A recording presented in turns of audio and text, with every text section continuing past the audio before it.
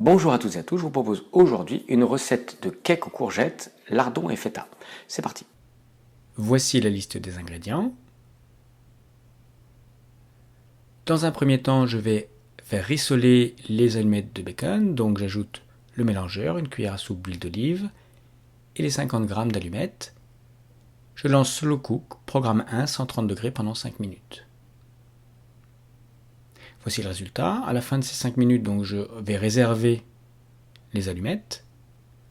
Sans laver le bol, j'installe le découpe légumes afin de trancher les courgettes en fines lamelles. Donc bien évidemment, si vous n'avez pas ce matériel, il suffit de râper ou de découper grossièrement les courgettes. Vitesse 9, et l'opération prend quelques secondes. On obtient un résultat tout à fait intéressant pour utiliser dans un cake, c'est-à-dire des lamelles de courgettes. Donc voici le résultat. Je vais réserver ces courgettes également, ces lamelles de courgettes. Toujours sans laver le bol, je réinstalle le mélangeur et je vais procéder au mélange. Donc j'ajoute le lait, l'huile, les œufs. Et donc une première fois, vitesse 6 pendant 1 minute. À partir de ce moment-là, le compagnon va servir à mélanger. C'est intéressant, ça permet d'obtenir un mélange vraiment homogène. Donc le résultat de la première opération. Je rajoute ensuite les lardons, la courgette, le gruyère et la feta. Puis je lance une deuxième fois un mélange d'1 minute à vitesse 6.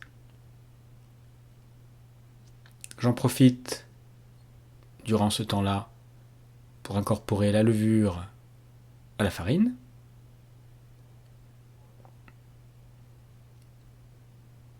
Donc voici le résultat de ce deuxième mélange. Et donc, comme je le disais, j'ajoute maintenant la farine avec la levure et je relance une troisième fois vitesse 6 pendant 1 minute. Je vais beurrer un moule à cake. Donc remarquez comme je beurre verticalement les parois, ça va faciliter la montée du cake. Voici le résultat final.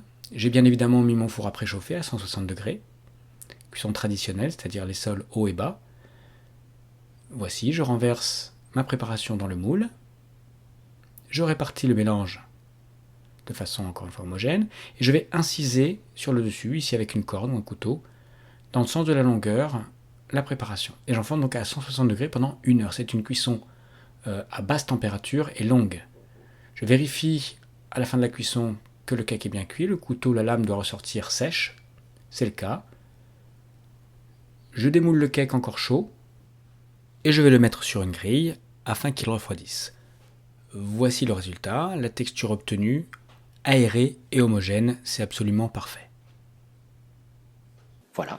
Cette recette est terminée, j'espère qu'elle vous a plu. N'hésitez pas à laisser un petit pouce bleu, ça fait toujours très plaisir.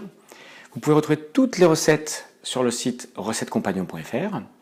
N'oubliez pas de vous abonner et d'activer les notifications afin d'être prévenu à chaque nouvelle vidéo. À bientôt!